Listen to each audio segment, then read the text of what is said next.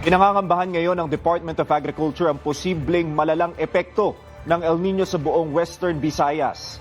Kasama na riyan ang mga palayan at maisan sa Capiz. Nakatutok si Eleanor Defensor Reyes ng DYJJ Rojas.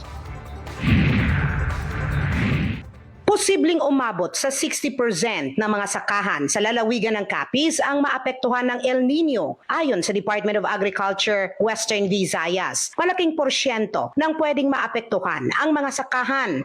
And for corn, sigurado ginasawam nga kung wala ulan ang corn kay ara sa nahamtang aton mga corn areas sa ibabaw, no? Medyo butang ma'am balta drain fed and upland na siyang area ang corn, ma'am. So vulnerable gid siya.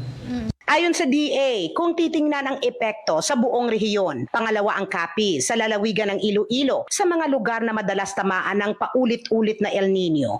Historically, so top 1 si Iloilo, top 2 gid si Capiz sa mga ganaapektuhan, and ang rice as to mga commodities ang pinaka-apektado tagit of all commodities, followed by corn and high value crops. Tiniyak din na handa ang Department of Agriculture Region 6 na tumulong sa mga apektadong magsasaka.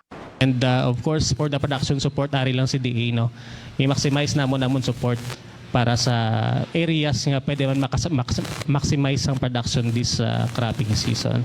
Namamahagi na ang Department of Agriculture ng mga binhi sa bawat Municipal Agriculture Office sa lalawigan ng Capiz para sa mga magsasakang maapektuhan ng matinding init o ng posibleng epekto ng very strong El Nino.